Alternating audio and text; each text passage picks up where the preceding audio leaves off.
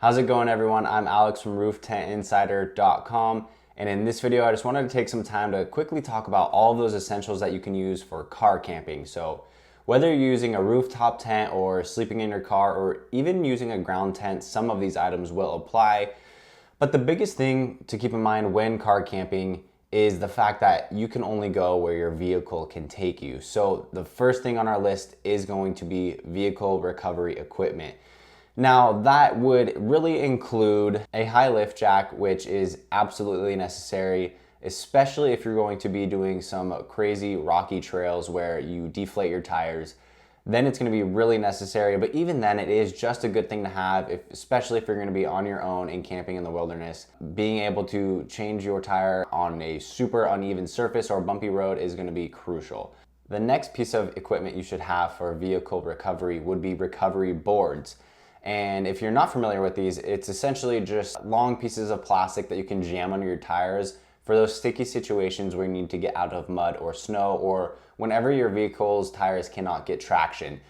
And another thing that they can double for is actually to level the vehicle. So this is especially necessary if you're using a rooftop tent where you need to level the vehicle on an uneven surface. Another item would be a portable tire inflator. And obviously if you're going to be deflating your tires on trails, you're going to need a way to inflate them back up, so this would be naturally needed. Next is a car jumper kit. We've all been there where we accidentally leave the door cracked on the car or maybe a light on inside the vehicle. We wake up the next morning to start the car and it's kaput.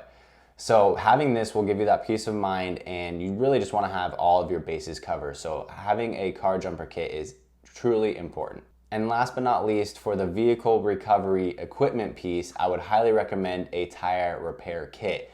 Now this is great if you're in a pinch and just need to patch the tire up and simply get to maybe a more flat surface or a local town so you can get the tire fixed. Whatever it may be, it's super handy to have because you never know what you're going to encounter when you're on the trails. So having all of these items is crucial for knowing that your vehicle will be able to get you from A to B safely. Now, rooftop tents are insanely comfortable. There's no doubt about that.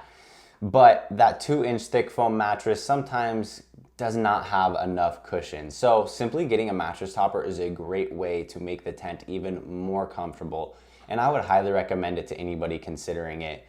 Although I would recommend staying below 2 inches in thickness. Anything above that, you run the risk of not being able to fold the tent closed. However, if it's a hard shell, you could probably get a 3-inch thick foam mattress and still close the tent just fine. So keep those things in mind. But if you really want to take the comfort of your tent to the next level, that is a must in my opinion. Now the next essential item I would recommend is a Jackery power station. And these things are tiny little powerhouses, but they can really do a lot. And they are beloved by overlanders and car campers alike. Now Jackery is a really trusted brand, and you can get the portable power station in many different levels. I would personally recommend the 500, but depending on the amount of power and the length of your trips, you can make your own decision on which one you think would be best. Now, with these Jackery portable power stations, you can charge anything from laptops to phones to a refrigerated cooler, anything like that, you can use it. And then you can also buy the option for their solar panels to recharge the portable power station, which I think is just super awesome and really, really handy. So I would personally make that upgrade if I had to say. Now this portable power station includes 3 USB ports, an AC outlet, and a 12-volt car output. Next up would be buying a locking system for your rooftop tent. I personally would recommend the ones from Tough Stuff, and they're only about $40, and then you're going to be able to properly protect your multi-$1,000 rooftop tent. So I think going just that little bit extra mile to buy security nuts, which come with a key to properly unlock it, then you're gonna cover yourself, because if you walk into a store or you leave your car on the street overnight, then you're really never gonna have to worry about it. So just having that peace of mind is fantastic. I know some rooftop tent brands include mounting brackets with locking systems, but those are primarily reserved for the more premium brands. So if you're in that huge bucket of probably 95% of tents that don't have that, I would really, really suggest you do so. because sadly rooftop tents do get stolen. You know, if you think about it, all they need is a socket wrench and a few helping hands. So it may be rare, but I have heard stories about it happening. The next essential item I would recommend having is a GPS app. Now this is really nice because you don't have to go out and buy a whole separate unit. You can just download the app to your phone, which I personally thought was super handy. And the one I recommend and also see recommended a lot by many people is Gaia GPS. Now there are others on the market like Awning, which I've also heard good things about, but overwhelmingly the consensus does seem to be Gaia is the one to go with. Now you can buy different levels of the membership.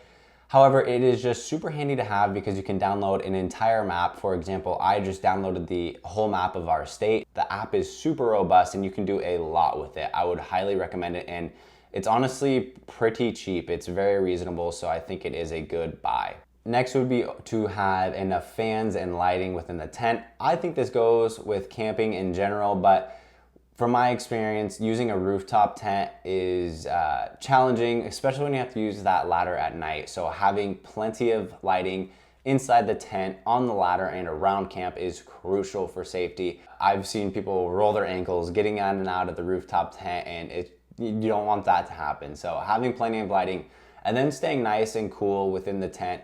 We're all kind of prima donnas in that way, right? Where so many of us now, we want to be as comfortable as possible when camping, so why not bring that fan along, because it can get really toasty inside those tents, especially depending on the climate that you live in. So both of those items are must-haves, and they're super cheap additions that you can make. The next essential item I would recommend for a car camper and someone that owns a rooftop tent as well is an awning. And there are many different kinds you can get, some smaller than others and some that can almost go all the way around your vehicle.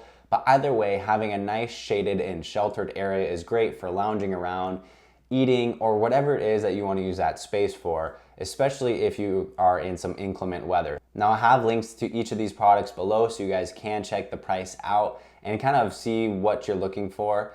And another thing is I added a blog post on the rooftop tent essentials and for car camping as well. I go into more detail on each of these products and kind of why I picked them and why they matter, but also I include even more within that blog post because I just kind of wanted to give a quick dirty rundown here and be as helpful as possible. So be sure to check that out. You'll find it really helpful.